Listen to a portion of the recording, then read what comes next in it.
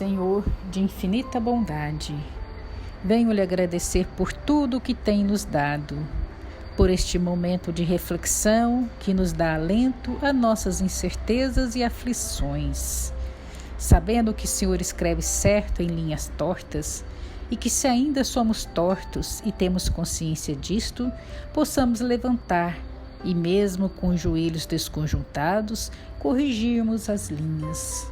Nunca é tarde para mudarmos. E todos os dias novas oportunidades batem em nossa porta. Assim, amado Mestre, na certeza de que não somos esquecidos e que sua mão está sempre estendida a nos ajudar, caso necessite também levantar, agradeço a tudo e a todos que encontrar pelo caminho.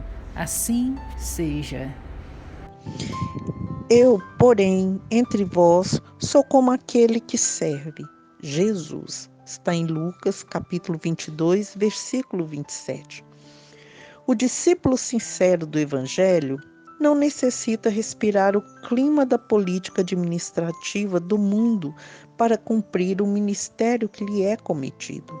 O governador da terra, entre nós, para atender aos objetivos da política do amor, representou antes de tudo os interesses de Deus junto do coração humano, sem necessidade de portarias e decretos, respeitáveis embora. Administrou servindo, elevou os demais, humilhando a si mesmo. Não vestiu o traje do sacerdote nem a toga do magistrado. Amou profundamente os semelhantes e nessa tarefa sublime testemunhou a sua grandeza celestial. Que seria das organizações cristãs se o apostolado que lhe diz respeito estivesse subordinado a reis e ministros, câmaras e parlamentos transitórios? Se desejas penetrar efetivamente o templo da verdade e da fé viva, da paz e do amor com Jesus, não ouvides as plataformas do Evangelho Redentor. Ama a Deus sobre todas as coisas, com todo o teu coração e entendimento. Ama o próximo como a ti mesmo. Cessa o egoísmo da animalidade primitiva. Faze o bem aos que te fazem mal. Abençoa os que te perseguem e caluniam. Ora pela paz dos que te ferem.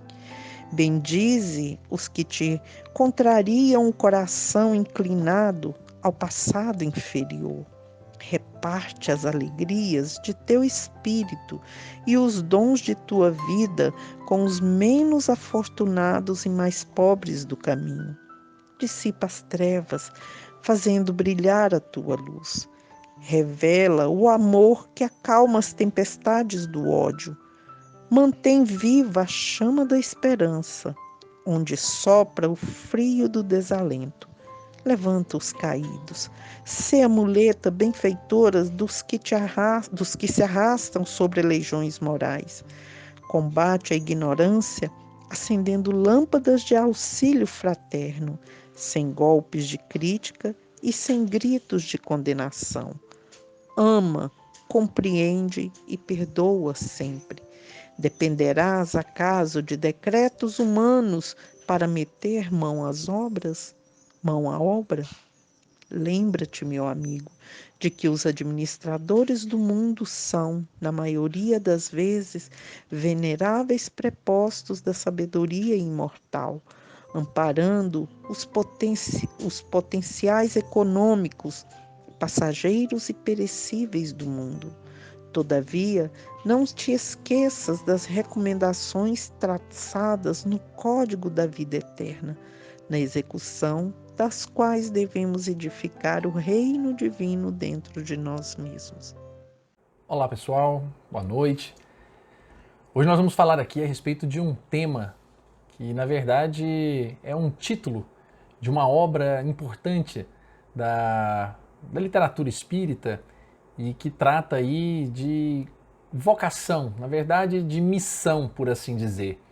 Eu falo aqui do livro Ave Cristo e ali extraindo apenas alguns detalhes dessa obra magnífica, para falar a verdade, atentando muito à abertura do livro, ali nós já vemos a frase que inspira os trabalhadores daquela primeira hora do cristianismo, quando eles, no mundo espiritual, se reuniam, se preparavam para os reencarnes que haviam de acontecer naquela ocasião e diziam, né, entre si, com uma grande palavra e estímulo, de forma sintética, mas muito cheia de graça, quando falavam: Ave Cristo, os que vão viver para sempre te glorificam e saúdam. Ave Cristo, e quando já dizem os que vão viver para sempre te glorificam e saúdam, dá sempre uma noção de muito respeito, porque no final do livro, Emmanuel ainda usa e conta ao narrar essa história, né? Lembrando que essa é uma psicografia de Francisco Cândido Xavier, pelo benfeitor Emmanuel. Numa certa altura, inclusive, menciona, né,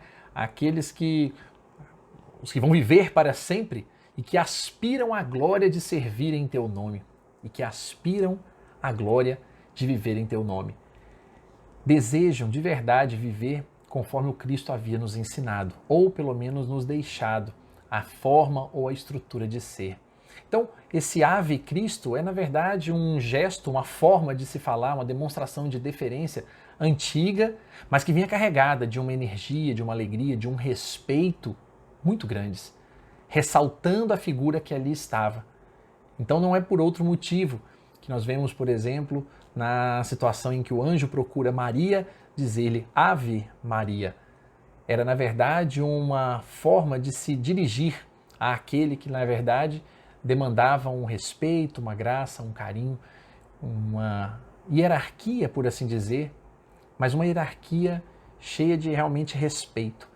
Então, nesse sentido, no primeiro momento dessa obra, quando é utilizada, então, essa expressão, nós estamos vendo ali Quinto Varro, um espírito de imensa envergadura, prestes a, na verdade, a ascender a outras esferas, a outros trabalhos, mas ele pede carinhosamente àqueles que ali estavam para que pudesse, mais uma vez, reencarnar sem qualquer necessidade, para poder auxiliar seu filho Tassiano, aquele que estava ainda perdido nos grandes dissabores, mas nos prazeres mundanos que Roma oferecia, inclusive nos ataques aos cristãos, colocando-os nos grandes ataques com animais, ou, obviamente, como já vimos em outras obras, com queimas de pessoas e todo tipo de sacrifício e tortura que os primeiros cristãos sofreram. Nessa ocasião, ele é orientado e dito a ele que ele não precisava.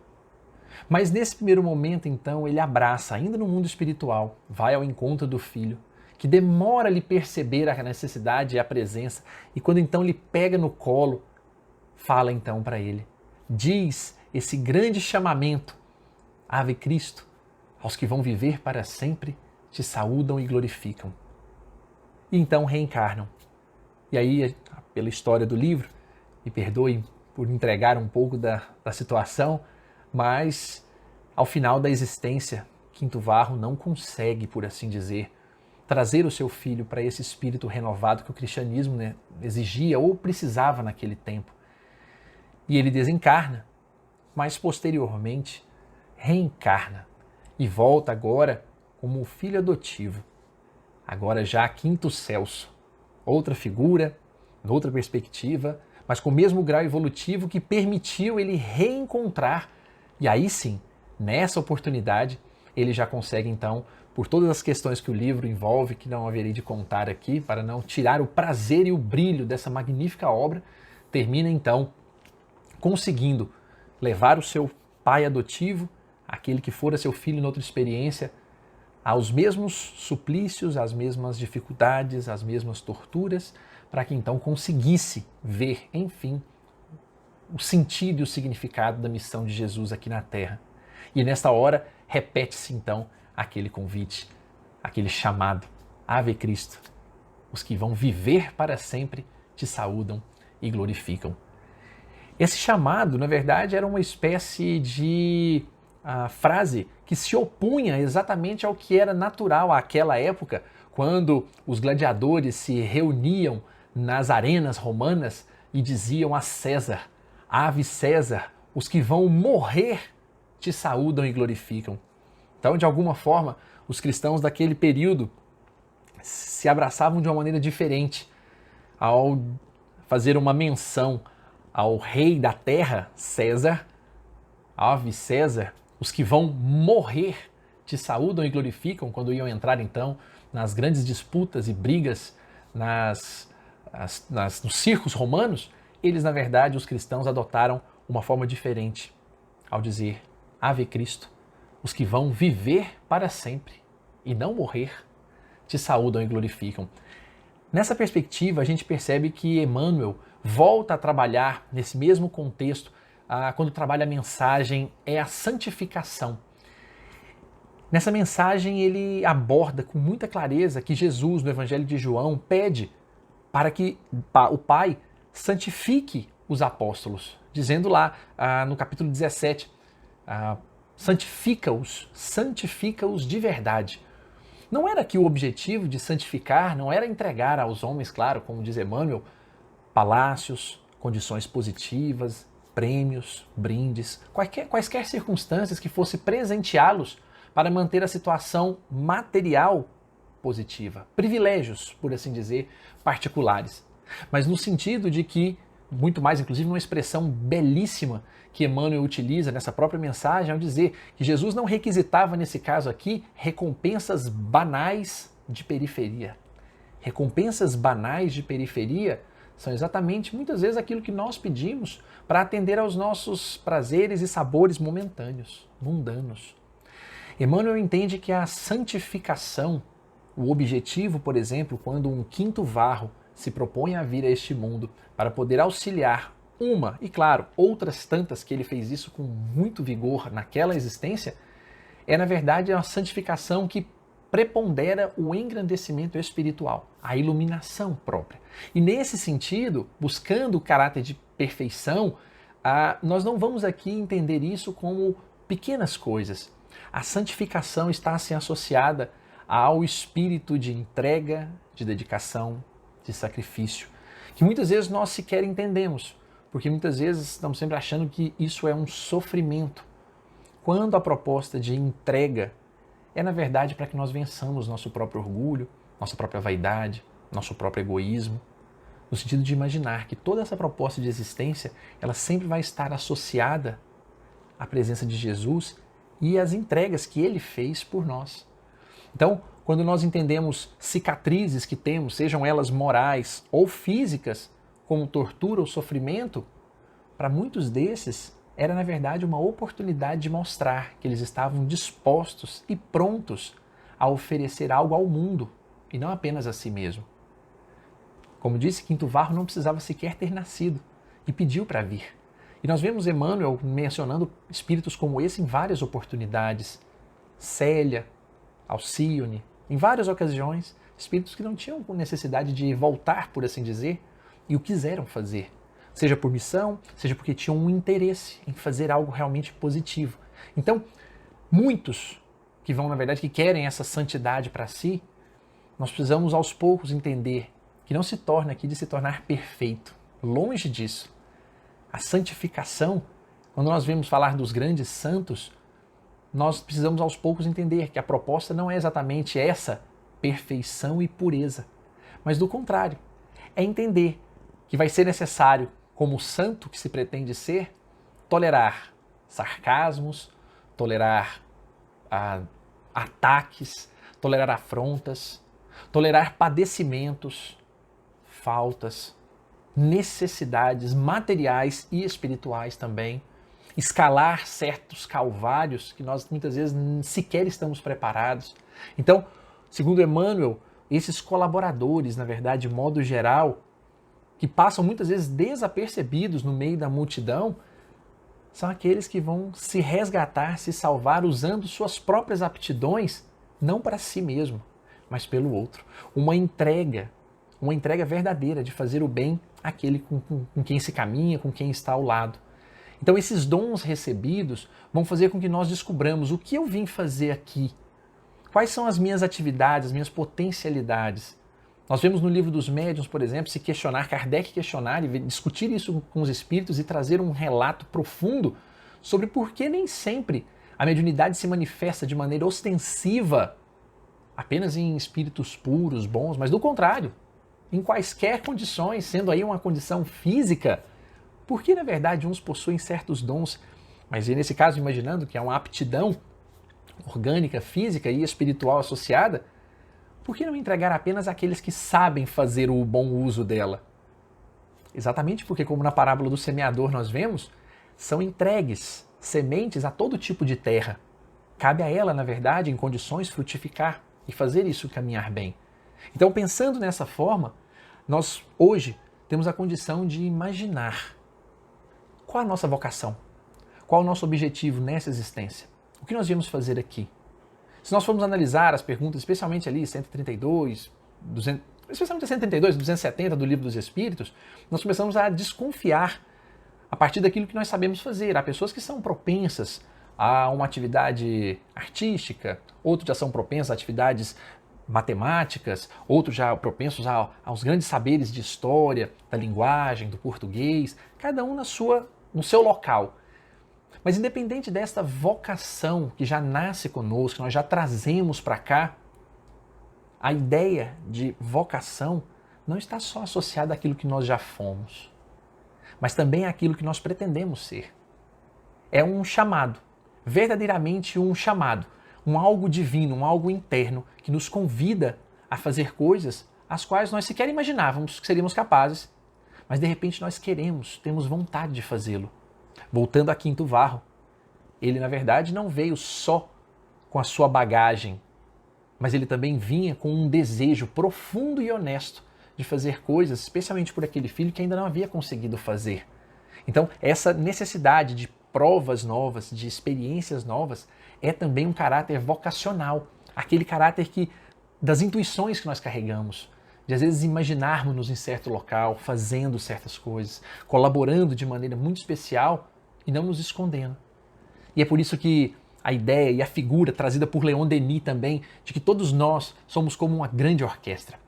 Isso é uma figura extremamente simbólica, porque numa grande orquestra, aquele que toca o cravo, aquele que toca o violino, aquele que toca a flauta, aquele que toca o violoncelo, cada um dos instrumentos, ele vai às vezes ali, de maneira ainda um pouco no aprendizado, cuidando para não desafinar.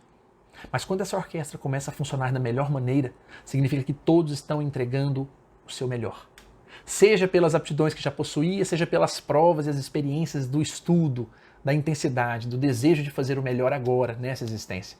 Então, no final das contas, essa grande orquestra, que é todo esse complexo de espíritos neste mundo, termina fazendo com que ele vá se acertando com o passar do tempo até que se regenere. E então nós temos aquela figura que fica sempre em nossa mente de que o bem sobrepõe-se ao mal. Não é porque não existe mais o mal, não é porque não existe mais alguém que toca errado, mas porque agora todos estão imbuídos do verdadeiro desejo de tocar bem nessa orquestra. Não tem mais alguém disposto a levantar-se e ir embora, não tem mais disposto alguém a fazer um toque errado só para prejudicar a estrutura, mas do contrário, estão todos se esforçando e um auxilia o outro. E quando nós vemos um grupamento que se empenha, dedica, faz com muito amor, nós percebemos o quanto o grupo inteiro cresce com aquela vontade. Mas se nós temos um que vai desanimando, outro que vai se entregando e o outro também, termina que o grupo inteiro vai se perdendo e a gente não tem aquela energia, aquele fôlego novo que está muito associado a essa vocação. Por isso é que no fundo, lá na época de Cristo, quando ele fazia aquelas grandes pregações, nós percebemos ali a turba de presentes. A turba era aquele grupo que ia ali, ouvia e ia embora, não voltava para agradecer, entendia-se na verdade pronto, às vezes sarado, curado de uma doença e já não queria mais nada naquela ocasião, ia embora. No fundo procuravam favores e não na verdade como os discípulos que acompanhavam fielmente Jesus e os apóstolos que pregavam em seu nome porque entendiam perfeitamente aquela mensagem, já sabiam pelo seu exemplo e a sua maneira de proceder. Eram esses que tinham aquele fogo nos olhos, aquele desejo de realmente fazer acontecer e não deixavam que nada os desanimasse. Então, nesse contexto, nesse sentido, nós percebemos então que a introdução do livro Ave Cristo, voltando nela aqui, na mensagem que Emmanuel nos traz ali, ele mostra que há um monte de dificuldades, de coisas que vão tomando o mundo, e ainda assim, ainda no meio de tantos problemas, o Cristo ilumina, o Cristo reina, o Cristo pacifica, o Cristo traz os seus ensinamentos de formas muito inesperadas muitas vezes. E alguém pode estar pensando, mas parece que está tudo tão difícil, eu não vejo isso acontecer. E é aqui que nós voltamos à figura das vocações e dos chamamentos. Textualmente, Emmanuel menciona nessa mensagem, na abertura do livro Ave Cristo. A ideia divina requisita braços humanos. A ideia divina requisita braços humanos. Então, se Cristo continua iluminando, pacificando, cuidando, trazendo amor a este mundo, não é por outro caminho que não seja por braços humanos, entregando a cada um a força para exercer a sua melhor vocação onde quer que esteja. Ainda continua dizendo que as bênçãos do céu exigem recipientes na terra, como Paulo mencionava, que somos como vasos. E claro que quanto mais esse vaso estiver aberto, maior será a quantidade de bênçãos que havemos de absorver, comportar dentro de nós mesmos. Não permitamos que a tampa fique fechada, ou que obviamente o vaso fique tampado, porque assim nós não conseguiremos absorver esses ensinamentos. Então, se Jesus clama, na verdade, por essas almas valorosas que se entregam, que sacrificam muitas vezes a si mesmas, e quando eu digo sacrifício, não estou falando aqui de abandonar as suas coisas ou entregar tudo, porque do contrário, é saber gerir com sabedoria, saber entregar com sabedoria, saber entender o limite entre aquilo que eu estou fazendo para alimentar a minha própria e vã vaidade, ou aquilo que eu estou, na verdade, fazendo para poder tornar o mundo melhor, mais belo, mais saudável, no sentido de que eu possa conviver com o meu próximo e ele comigo nesse sentido. São tantos os chamamentos, são tantas as experiências, são tantas as oportunidades que nós temos e no final das contas, agora peço-lhes permissão para textualmente ler o último trechinho dessa mensagem, para que nós possamos pensar nela com carinho e entender o verdadeiro sentido quando ele diz ali que o exemplo dos filhos do Evangelho nos tempos pós-apostólicos, aqueles do livro, nos inspire hoje a simplicidade, o trabalho, a confiança, o amor, com que aqueles sabiam abdicar de si próprios em serviço do Mestre Divino. Que saibamos, assim como eles, transformar espinhos em flores, pedras em pães, nas tarefas que o Alto depositou em nossas mãos. Não se trata simplesmente de passar pelas experiências difíceis, mas, na verdade, enfrentá-las com a respeitabilidade e a alegria de quem no fundo sabe que está enfrentando uma prova difícil, mas que precisa e que estudou para ela, que se preparou para ela antes e agora vem a chance de exercê-la, de fazê-la da melhor maneira possível. Feliz porque se entrega, não por um 10, mas pelo esforço sincero em domar as suas próprias más inclinações, como Kardec menciona quando diz do que é o verdadeiro espírita, o verdadeiro cristão. Nesse sentido, Emmanuel então encerra a sua belíssima mensagem de abertura dessa grande obra, que me parece ser o resumo do que tínhamos hoje a conversar. Hoje, como ontem, Jesus prescinde das nossas guerrilhas de palavras, das nossas tempestades de opinião, do nosso fanatismo sectário e do nosso exibicionismo nas obras da casca sedutora e miolo enfermiço.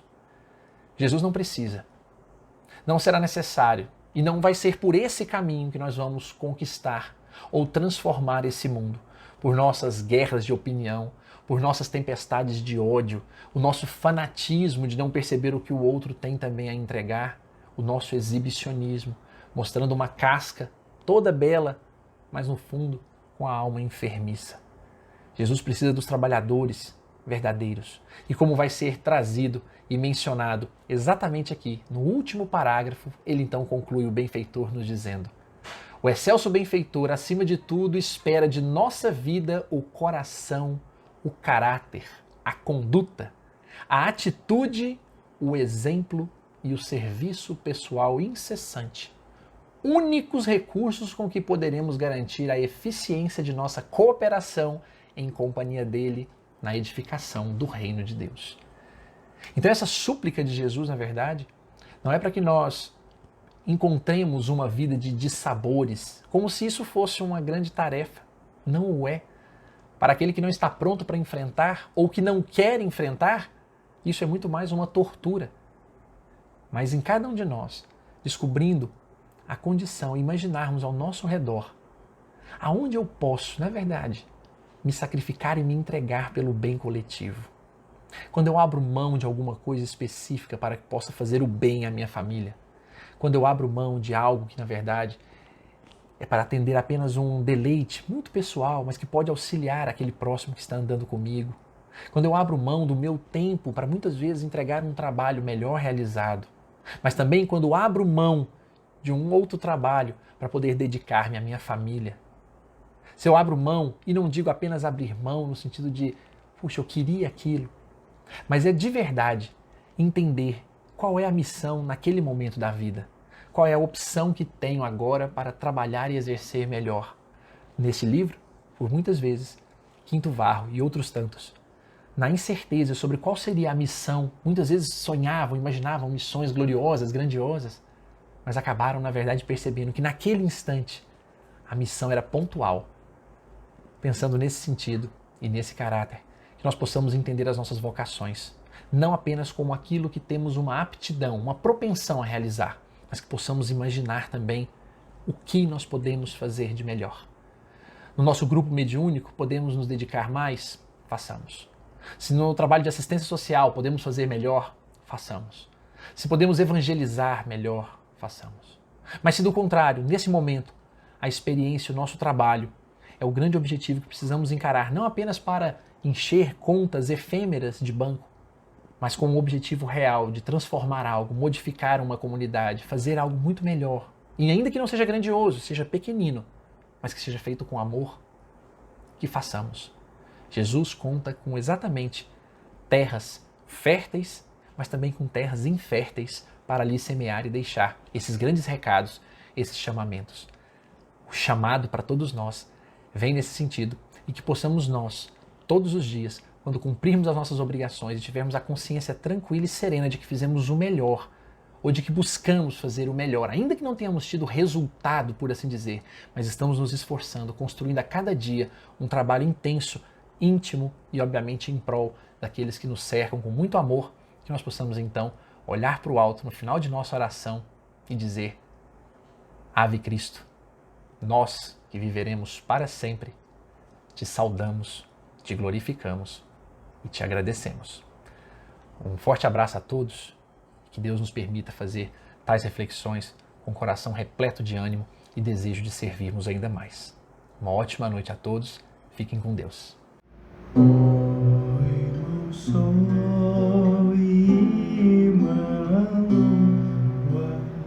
Abram meus olhos, quero ver a luz.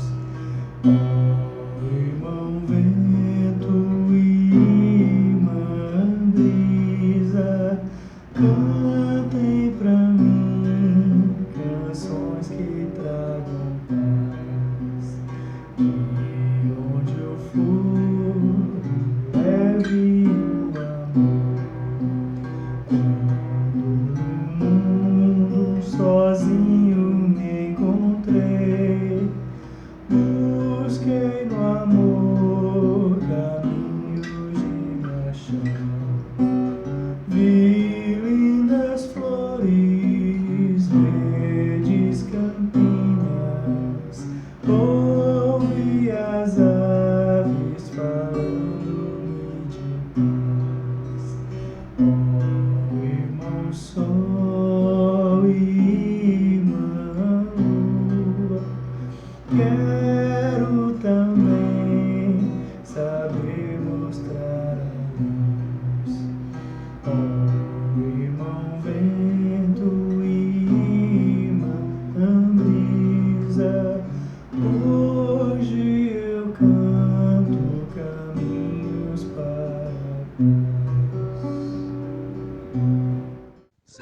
Todo-Poderoso, cheio de paz e de luz, agradecemos por mais estas lições recebidas no dia hoje, por todos nós que contribuímos ao bem desta casa bendita, onde encontramos a Tua paz, a Tua luz, os Teus ensinamentos, que são o roteiro de nossas vidas. Agradecemos pela comunhão entre estas almas que se unem neste propósito de se transformar em pessoas melhores, em Teus braços aqui na terra, para distribuir esse amor a todos os nossos irmãos. Que saibamos fazer o bem para nós mesmos, contribuindo para o bem geral, para o bem das sociedades onde estamos vivenciando o dia a dia hoje. Que saibamos agora começar e seguir os Teus passos, começar esta tarefa de transformação íntima para sermos verdadeiros obreiros aqui